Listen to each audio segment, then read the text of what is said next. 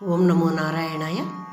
ఇప్పుడు పాడుచున్న పాట ఎందలి విషయము అరిషడ్వర్గాలను త్యజించు ఓ మానవ, ఇంద్రియ నిగ్రహం కలిగి ఉండుము అని చెప్తున్న పాట ఇది. ఈ పాటను నేను శ్రీ శ్రీ విద్యా ప్రకాశానంద స్వాముల వారు చెప్పిన ఒక భాష్యము నుండి కొద్దిగా విషయాన్ని తీసుకుని రాశాను. ఆయనకు నా నమస్సుమాంజలి. గురువులు ఆయన. దీనివల్ల ఈ అరిషడ్వర్గాలను త్యజించి అంటే వదిలిపెట్టి ఇంద్రియ నిగ్రహము చేయటం వలన మనసుకు ప్రశాంతత దొరుకుతుంది.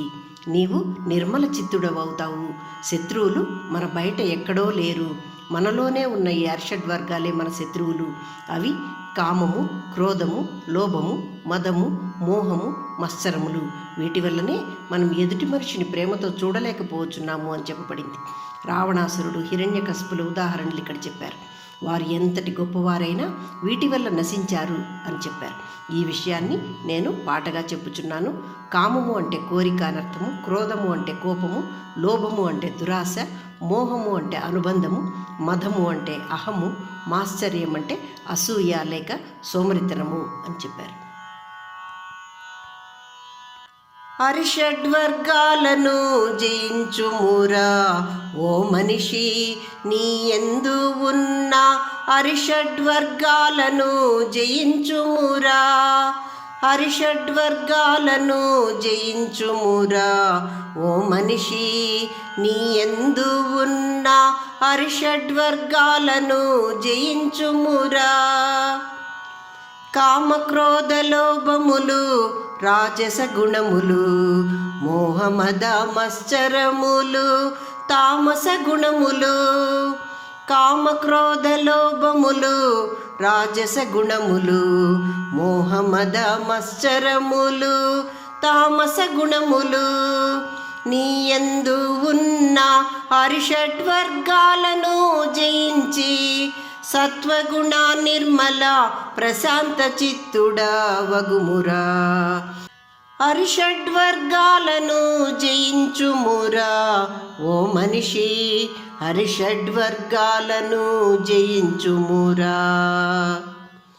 రావణాసురుడట బ్రహ్మదేవుని వంశము వాడట, ధనాధిపతి అయిన కుబేరుడే అతనికి అన్నయట. మొత్తం లంకా పట్టణమే బంగారుమయమట, తానే 10 తలలు కలిగి ఉన్నవాడట. తన ఇచ్ఛాబద్ధ శరీరాన్ని పొందగల సామర్థ్యం కలవాడు. బలవంతుడు కుంభకర్ణుడు అతని తమ్ముడు. ఇంద్రుడినే జయించిన ఇంద్రజిత్ అతని కుమారుడు. ఎన్ని సిద్ధులున్నను ఏమి లాభమురా, ఎన్ని సిద్ధులున్నను ఏమి లాభమురా. కామమునకు లొంగిపోయి చరిత్రహీనుడై దిగజారిపోయినవాడు. రెండవది క్రోధము. కోరికల నుండి క్రోధము పుట్టును.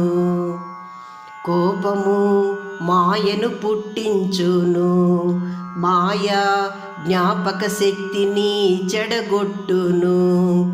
మనసునందు గందరగోళము అల్లకల్లోలము సృష్టించి మొత్తం వినాశనమునకు దారితీయును. దీనికి మహాభారత కథయే మన ముందు ఉన్న దృష్టాంతము. వ్యక్తి కోపముతో స్వంత నిర్ణయము తీసుకునే సామర్థ్యాన్ని కోల్పోవునని శ్రీకృష్ణ పరమాత్మ తెలిపెను. మూడవది లోభము. అన్యాయమైన కోరికలు దురాశను సృష్టించును. దురాశచే మనిషి అంతర్గత శాంతి కోల్పోవునని, అది అతని మరణానికి దారితీయునని తెలిపిరి. కౌశిక నామ మహారాజు విశ్వామిత్రుడు ఋషిముని వశిష్ఠుని ఆతిథ్యము స్వీకరించెను. ఆ ఆతిథ్యము ఇచ్చిన శలభగోవును విశ్వామిత్రుడు దురాశతో పొందగోరెను. శలభ నుండి వచ్చిన సైనికులు విశ్వామిత్రుని సైనికులను చిత్తు చేసిరి. నాల్గవది మోహము. మోహము అనగా భ్రమ. అమృతమదనమున విష్ణువు యొక్క మోహిని అవతారం, విష్ణుని మాయా స్వరూపం.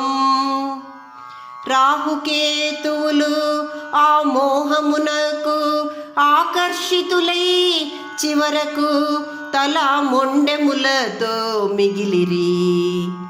భస్మాసురుడు ఆమె సౌందర్యమునకు చిత్తుడై చివరకు భస్మమాయను. ఐదవది మదము.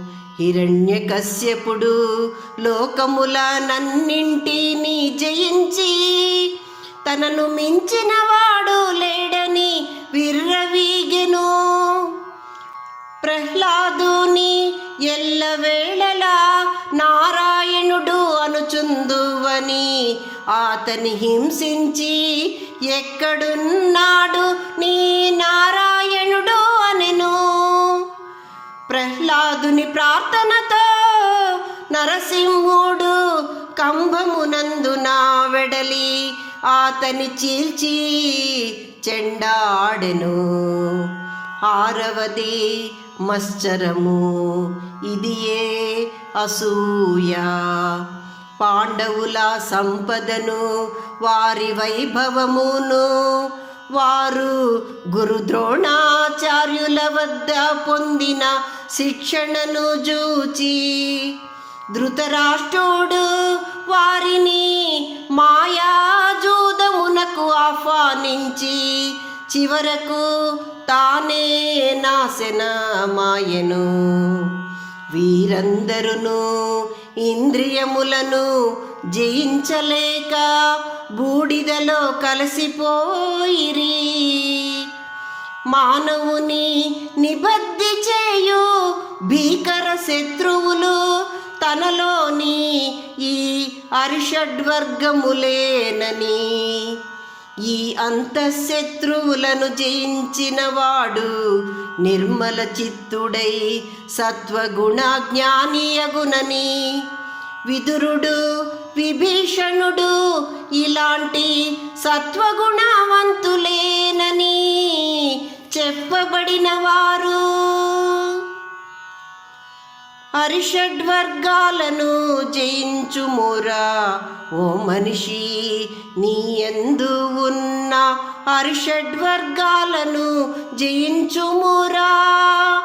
అరిషడ్వర్గాలను జయించుమురా ఓ మనిషి, అరిషడ్వర్గాలను జయించుమురా. ఓం నమో నారాయణాయ.